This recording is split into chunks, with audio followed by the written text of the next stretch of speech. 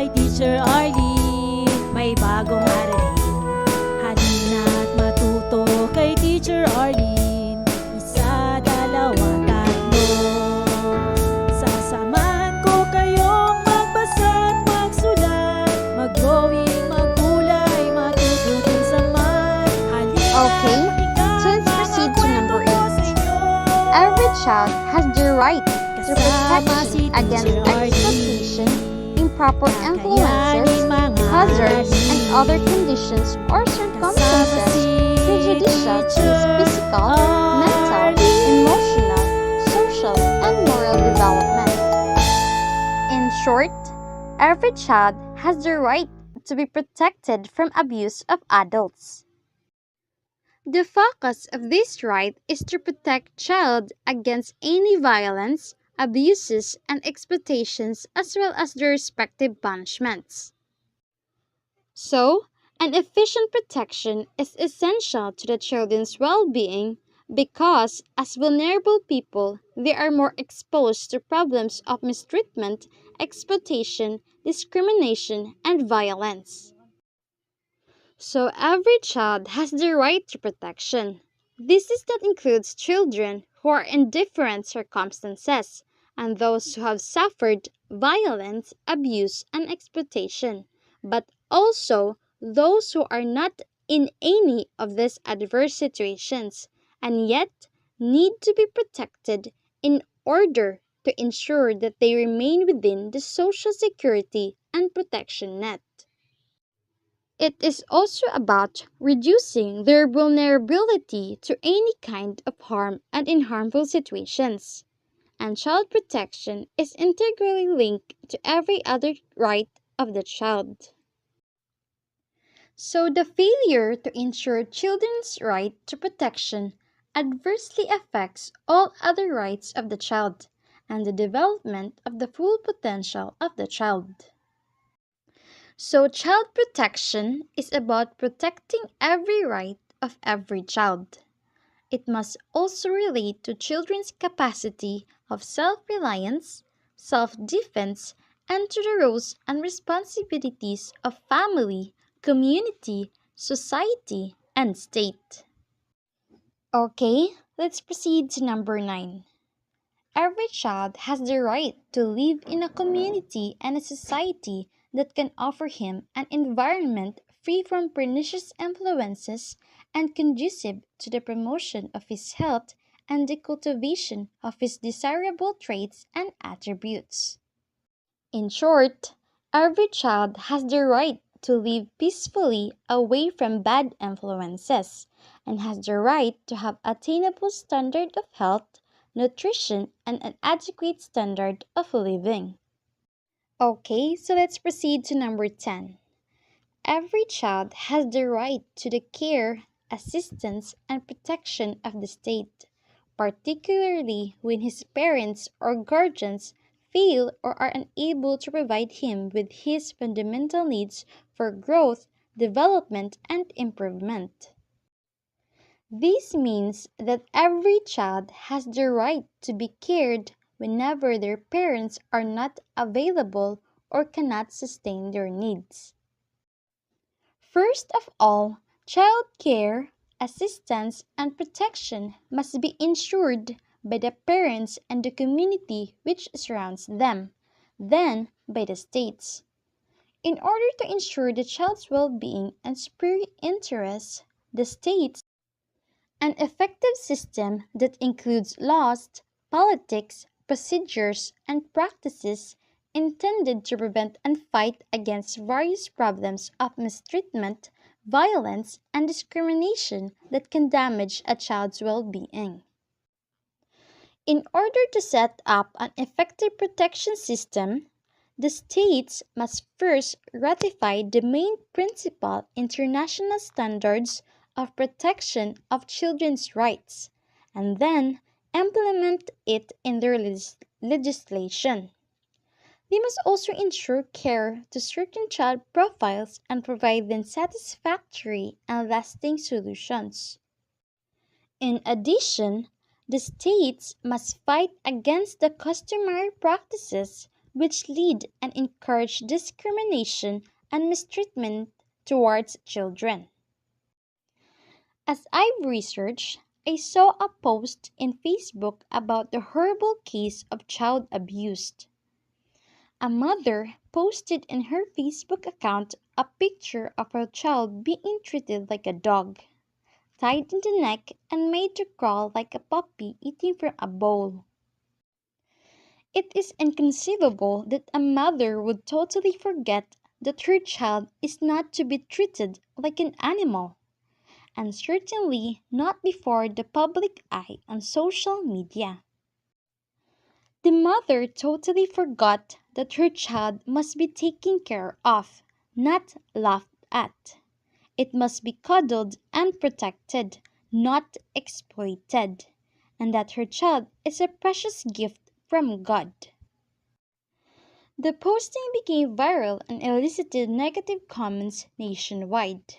Whatever the mother's purpose was for posting it, only she knows. We must remember that no mother in her normal senses would do any such act that would harm her own child. A mother's instinct is to protect, not to harm or hurt a child, but apparently, incidents of mothers or fathers hurting their children are. So, what can be done about this? Parents or soon to be parents should be educated on laws that protect children against exploitation, humiliation, and any form of harm. In order that education is driven to as many homes as possible, government must mobilize the barangays in advocating effective parenting. In this aspect, government should strengthen the Barangay Council for the Protection of Children. It should adopt at the barangay level programs and services that can help parents understand more parenting responsibilities. Credit should also be given to social media for exposing these inhuman acts against children. But government must address these current trends and incidents of child abuse and exploitation. For this purpose, the Department of Social Welfare and Development, the Department of Education, and the Department of Interior and Local Government in particular should work closely in coordination and collaboration with each other. This should be the focus and priority of government, for if we give our children a better life and environment now, we give our country a better tomorrow. So that's all in my report. I am Rian Montan, one of the reporter of Group 3, and I will give now the spot to Ms. Trace Matatag for the continuation. Next, every child has the right to an efficient and honest government that will deepen his faith in democracy and inspire him with the morality of the constituted authorities both in their public and private lives. So this means every child has the right to believing or to live in a good government who helps them strengthen their faith and also to become a good or a better citizen. And last, every child has the right to grow up as a free individual in an atmosphere of peace, understanding, tolerance, and universal brotherhood, and with the determination to contribute his share in the building of a better world. This means every child has the right to grow up as a free individual, has the right to grow up peacefully, and get what they want and do what they want to do for good of their lives.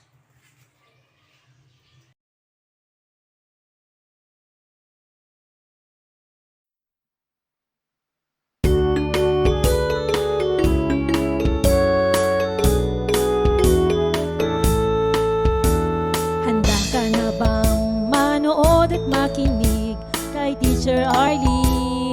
May bagong aralin. Halina at matuto kay Teacher Arlene. Isa, dalawa, tatlo.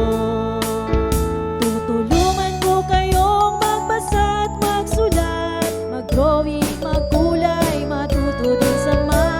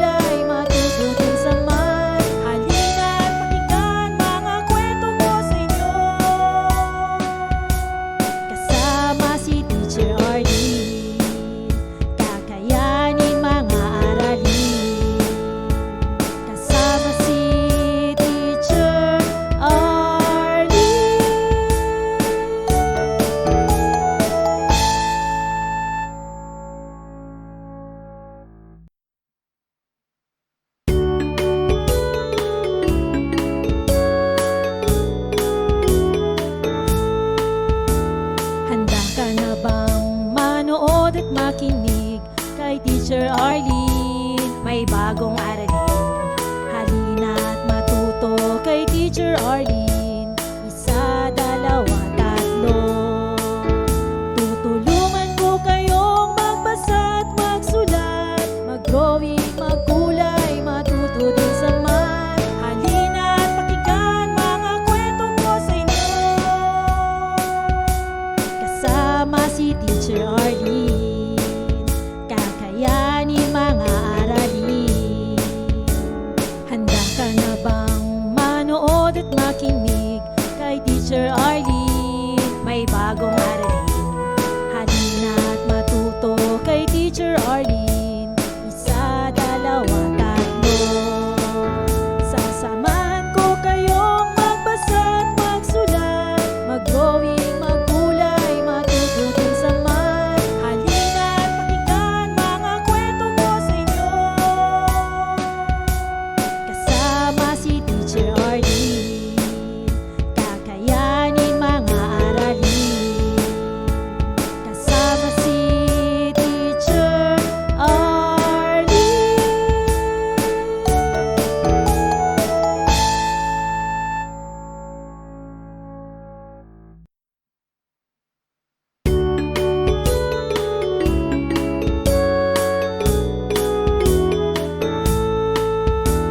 Handa ka na bang manood at makinig kay Teacher Arlene? May bagong aralin, halina't matuto kay Teacher Arlene. Isa, dalawa, tatlo.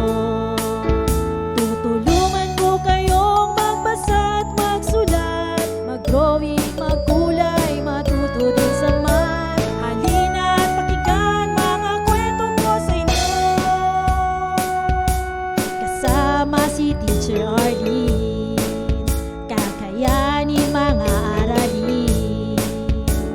Handa ka na bang manood at makinig kay Teacher Arlene? May bagong aralin, halina't matuto kay Teacher Arlene. Isa, dalawa, tatlo. Sasamahan ko kayong magbasa at magsulat, mag-drawing, magkulay, matuto din sa math. Halina't pakinggan mga kwento ko sa inyo, kasama si Teacher Arlene. Kakayanin mga aralin, kasama si Teacher Arlene.